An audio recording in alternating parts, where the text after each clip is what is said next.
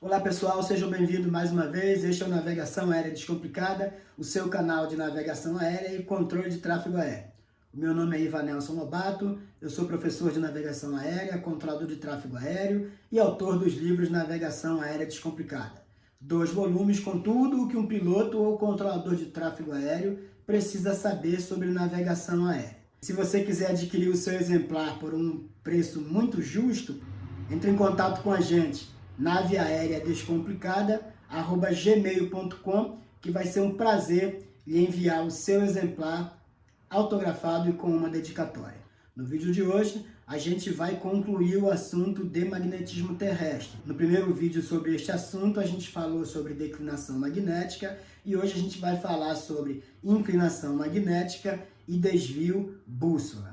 É muito importante que você fique muito atento à maneira como a gente vai explicar esse assunto, que eu garanto que você não vai precisar daquelas fórmulas para resolver questões que envolvam rumo verdadeiro, rumo magnético, proa verdadeira, proa magnética, proa bússola. Eu garanto para vocês, a gente, com experiência de sala de aula, a gente não ensina aquelas fórmulas e os nossos alunos todos têm sucesso neste assunto sem necessidade de recorrer aquelas fórmulas. A gente pede mais uma vez que você se inscreva no canal, que compartilhe a ideia da gente, que compartilhe o link desse canal com outras pessoas que você acha que possam ter interesse nesse assunto, seja grupo de WhatsApp, seja grupo de estudo, enfim, vai ter muita informação boa aqui. Seja você controlador de tráfego aéreo ou piloto, a gente vai ter muita informação boa para você aqui, eu lhe garanto. Bom, então vamos para a sala de aula. Complementando o magnetismo terrestre, nessa segunda parte vamos falar de inclinação magnética e de desvio bússola. Então, inclinação magnética, gente. Como a gente viu, as linhas de campo magnético têm esta aparência em torno do globo.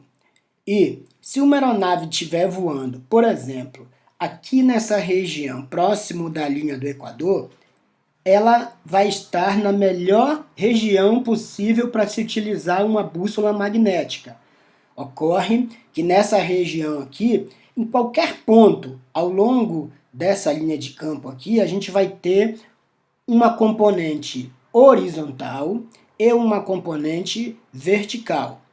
Quando a gente está apreciando a região próximo da linha do Equador, é onde a gente tem a maior componente horizontal e a menor componente vertical.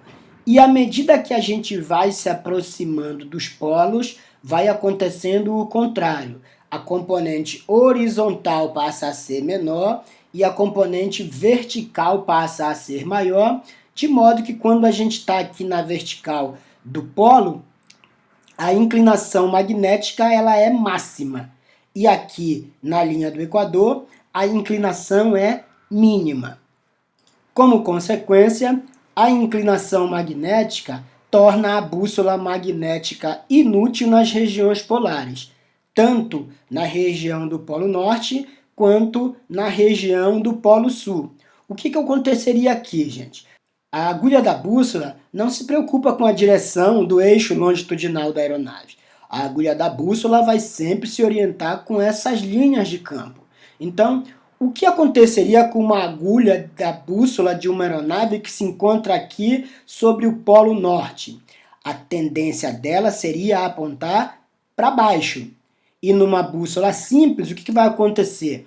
A agulha da bússola vai bater, vai tocar na parte inferior da bússola e não vai poder se deslocar livremente para indicar as direções. É por isso que a inclinação magnética torna a bússola magnética inútil nas regiões polares. Isso é uma pergunta clássica das provas da ANAC para piloto privado. A gente viu que a bússola se alinha com a direção do campo magnético da Terra, mas se esta bússola tiver sob influência de um outro campo magnético, a agulha desta bússola vai se orientar com as linhas de campo desta outra fonte, deste outro campo magnético. Então, o que pode gerar campo magnético? A gente tem pilhas, baterias, corrente elétrica, a própria estrutura da aeronave é capaz de gerar um campo magnético e todos esses campos vão interferir na bússola. Aqui a gente tem uma bússola magnética simples. Olha o que acontece quando a gente aproxima uma pilha desta bússola. A agulha da bússola vai se orientar com o campo magnético que se encontra em torno dessa pilha. Então, por definição, o desvio bússola é essa influência de outros campos magnéticos que não seja o campo magnético do globo terrestre interferindo no funcionamento da bússola. E se a aeronave é feita de metal, se a aeronave tem um motor que gera um campo magnético, se nesta aeronave a gente tem baterias, tem pilhas que geram campo magnético, como confiar na bússola dessas aeronaves? Bom, a gente tem uma solução para isso. Nos aeródromos, em geral, a gente tem um ponto que serve de referência para direções magnéticas. Então eu consigo colocar a aeronave, por exemplo, orientada com o norte magnético. Existe uma referência para isso nos aeródromos. E quando eu faço isso, imagina que eu acabei de colocar uma bússola nessa aeronave.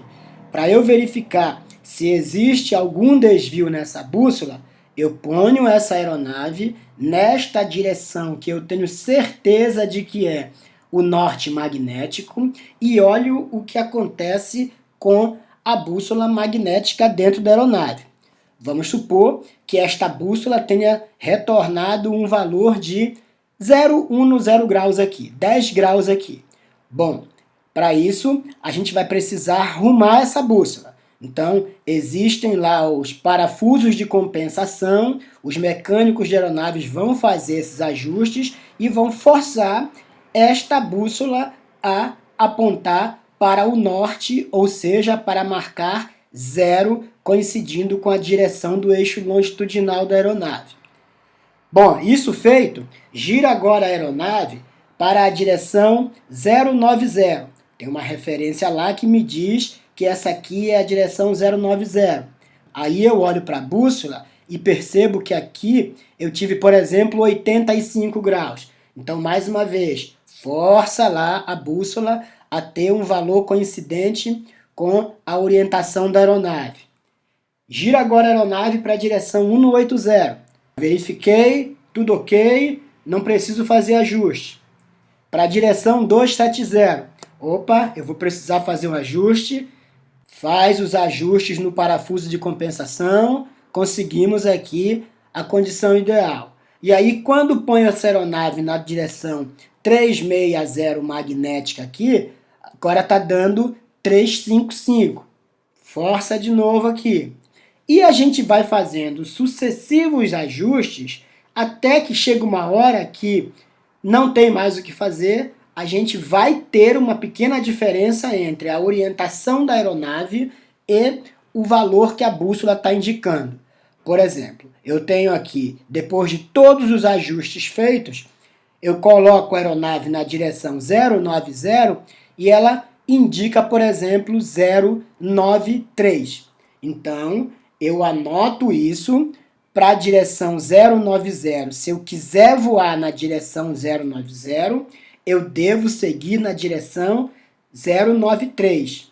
Então, quando eu estiver olhando para a bússola da aeronave, que está marcando 093, é porque a aeronave está orientada na direção 090.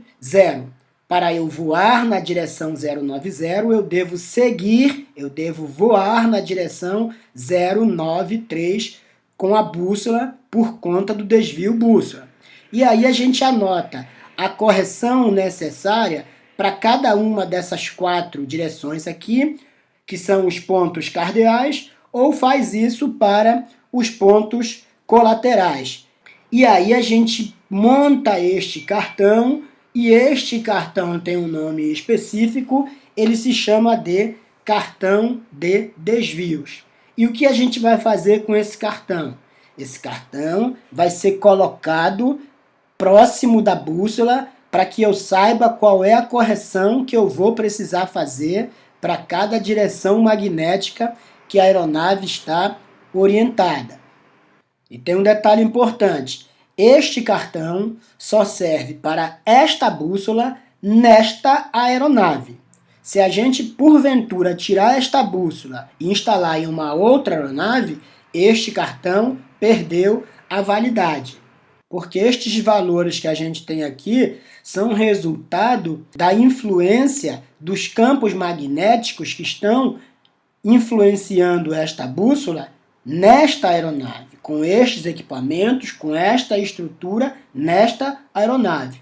Então, fez alguma instalação de algum equipamento próximo da bússola na aeronave, faz o novo cartão de desvios para a aeronave. Tirou essa bússola, colocou em outra aeronave, esse cartão morre.